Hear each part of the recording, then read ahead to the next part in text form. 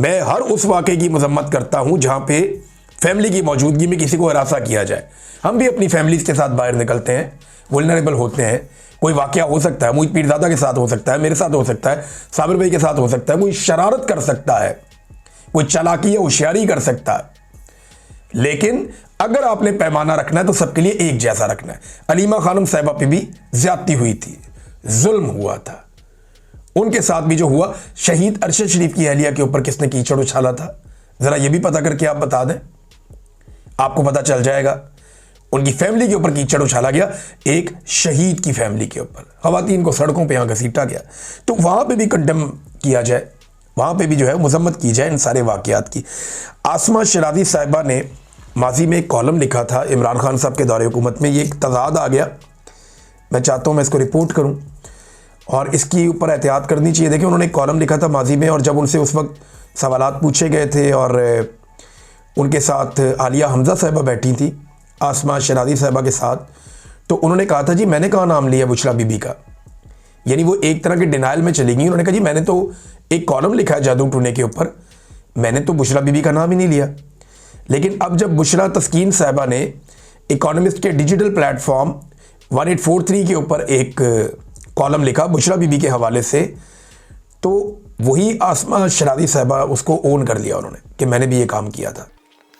एक वक्त था उन्होंने कहा मैंने बुशरा बीबी के बारे में कहीं नाम नहीं लिया, अब वो कह रही हैं जी मैंने उन्हीं के बारे में कॉलम लिखा था।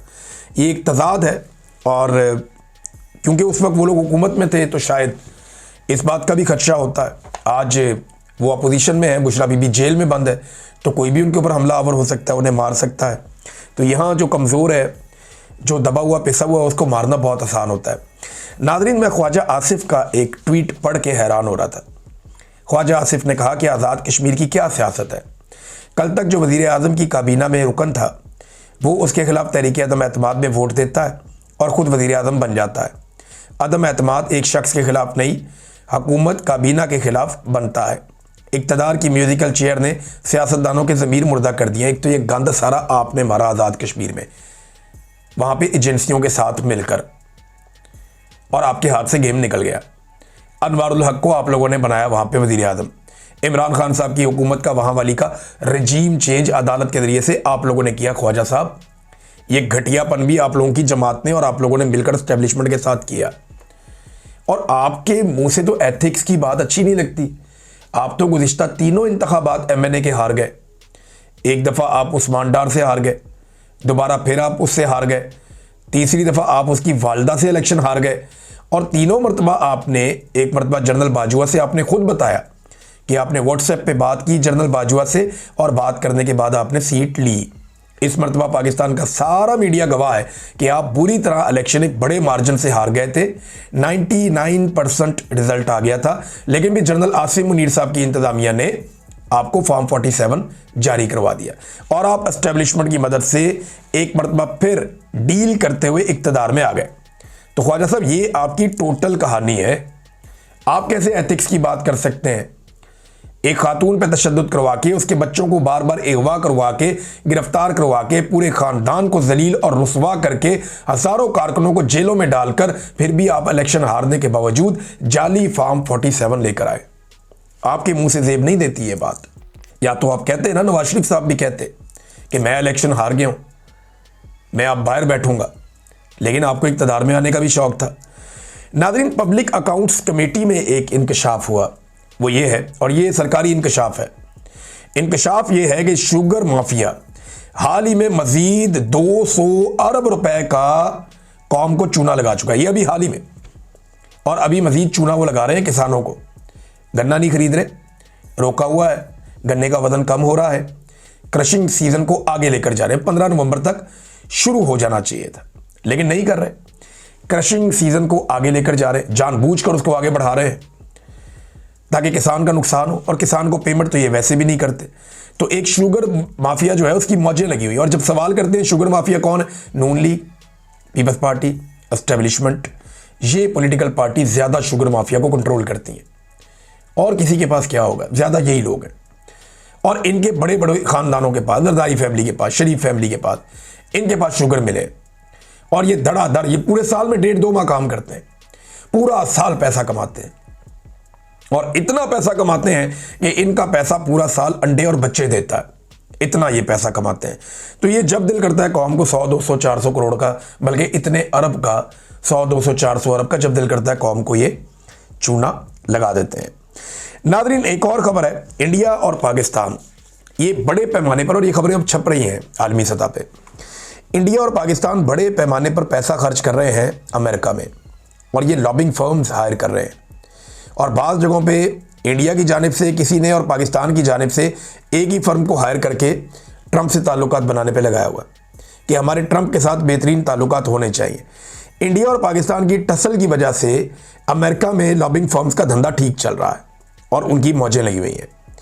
अब वहाँ पे डोनाल्ड ट्रंप को कंट्रोल करने के लिए या उसकी नज़रों में अच्छा बनने के लिए ये पैसा खर्च कर रहे हैं। अब एक रिपोर्ट आई है फर्स्ट पोस्ट, उसमें दावा किया गया कि पाकिस्तान ने 3 गुना पैसा खर्च किया इंडिया के मुकाबले में वॉशिंगटन में लॉबिंग करने के लिए। अंदाज़ा करें, कौम का पैसा है, आम पाकिस्तानियों का पैसा है। ये सिर्फ इसलिए कि आसिम मुनीर और शहबाज शरीफ साहब का चेहरा डोनाल्ड ट्रंप को भा जाए, पसंद आ जाए, तो इसलिए ये क्या कर रहे हैं, कौम का पैसा अंधाधुंध लॉबिंग के अंदर फेंक रहे हैं, झोंक रहे हैं। पैसा कौम का है और किसी को जवाब दे ये नहीं समझते, किसी के सामने अपने आप को जवाब दे नहीं समझते, और इसी चक्कर में इन्होंने अब इस तस्ने भी ले लिए हैं। और जिस तरह शहबाज शरीफ साहब ने जिस लेवल की बूट पॉलिश की, शू शाइन बॉय, उनको एक आलमी सतह पे खिताब दिया गया है, जिस तरह उन्होंने बूट पॉलिश की डोनाल्ड ट्रंप की शर्म शेख में, शहबाज शरीफ साहब ने शर्म भी नहीं आई, तो पूरी कौम को तो शर्म आई लेकिन उन्हें नहीं आई। तो उसके बाद तो किसी लॉबिंग की ज़रूरत ही नहीं है। ट्रंप तो एंजॉय कर रहा है इस सारी सूरत हाल को कि इंडिया भी पैसे खर्च कर रहा है, पाकिस्तान भी कर रहा है, और इंडिया के साथ जिस वक्त ट्रंप की जो ट्रेड डील है वो मुकम्मल हो जाएगी तो फिर आप देखिएगा सूरत हाल काफ़ी बदलेगी और बहुत सारी चीज़ें तब्दील हो जाएंगी। नाज़रीन, तहरीक लब्बैक की हवाले से खबर है और उन्होंने एक बयान जारी किया तर्जुमान ने। उन्होंने कहा कि मुल्क अजीज़ पाकिस्तान के अंदरूनी मामलात पर तबसरा करते हुए कहा कि नाजायज़ हुकूमत अपोजिशन लीडर पर दबाव डालने के लिए उनकी घरेलू खवातीन तक को फस्तायत का निशाना बना रही है। साद रिजवी की खवातीन और बहनों और अहलिया, उनके बारे में बताया गया, उनको गिरफ्तार कर लिया जाता है। एक जेल में कैद खवातीन की किरदार कुशी की जाती है। अब बुशरा बीबी का तस्करा कर रहे हैं। देखें, ये तहरीक लब्बैक वो जमात थी जो एस्टेब्लिशमेंट के इशारों पर खवातीन की बदतरीन तज़हीक करती थी और पाकिस्तान तहरीक इंसाफ पर हमले करती थी। एस्टेब्लिशमेंट ने इनका कत्लेआम करवाया सिर्फ इसराइल को खुश करने के लिए, अमेरिका को राज़ी करने के लिए। तो वो जो कत्लेआम हुआ उसके बाद जो तहरीक लब्बैक है उसका मौक़िफ़ तब्दील हुआ और अब वो भी हकीकत पसंदी का सामना कर रहे हैं और अब वो भी बता रहे हैं कि जनाब जुल्म और जुल्म ही होता है। खवातीन जो है उनकी इज़्ज़त सांझी होती है। जो आप किसी और जमात के साथ कर रहे हैं हमारे साथ भी वही हो गया। तो अच्छी बात यह है कि तहरीक लब्बैक की आवाज़ें भी अब उठना शुरू हुई जुल्म के ख़िलाफ़। लेकिन तहरीक लब्बैक के हवाले से बहुत सारे खदशात बहुत सारे लोगों के दुरुस्त भी हैं। ये बहुत इंतहा पसंदी पे चले जाते हैं, बहुत अजीबो गरीब काम करते हैं, लोगों के घरों के ऊपर उनके ऊपर अपनी ज़ाती पुलिसिंग शुरू कर देते हैं और अजीब तरीके से हर चीज़ को अपने हाथ में कंट्रोल करना चाहते हैं। ये भी बड़ी खौफनाक चीज़ है। तो इस पर भी उनको सोचना चाहिए कि अपने आप को दुरुस्त करें। अब नादरीन, साद रिजवी का या अनस रिजवी का इतने दिन गुजर गए हैं, अभी तक कोई पता नहीं चला। समझ नहीं आ रही वो गए कहाँ। उनकी फैमिली भी पुरअसरार तौर पे खामोश है। मेरी उनकी पार्टी के चंद अहम लोगों से बात हुई जो अभी तक गिरफ्तार नहीं हुए, काबू नहीं आए, और ये लोग जो हैं वो अब पंजाब में नहीं है, ये मैं आपको बता देता हूँ। उनका ये कहना है कि हमें भी नहीं पता कि साद रिजवी और अनस रिजवी कहाँ हैं और हमारा भी उनसे रब्ता नहीं हुआ। शुबा उन्हें भी यही है कि पाकिस्तान की इंटेलिजेंस एजेंसियों की कैद में है वो दोनों भाई। शुबा उनका भी यही है और बहुत मुमकिन है कि उनकी फैमिली को यह बता दिया गया हो या उनसे रब्ता करवा दिया गया हो और अभी चीज़ों के ठीक होने का शायद इंतज़ार किया जा रहा है कि बाहर मामला ठीक हो जाए, उसके बाद साद रिजवी को या अनस रिजवी को जो भी मौजूद है या जिस हालत में भी है उन्हें फिर सामने लाया जाए। लेकिन अभी तक जो है वो कोई उनका पता नहीं चल रहा। और ये बड़ी अजीब बात है कि पंजाब में सबसे ज़्यादा तीसरे नंबर पे वोट लेने वाली जमात, उसके दोनों लीडर गायब हो गए, कोई पता ही नहीं दुनिया को कि वो किधर गए। ये पाकिस्तान के अंदर इस वक्त हालात हैं। अब तक इतना ही। अपना ख्याल रखिएगा, अपने इस चैनल का भी। अल्लाह हाफ़िज़।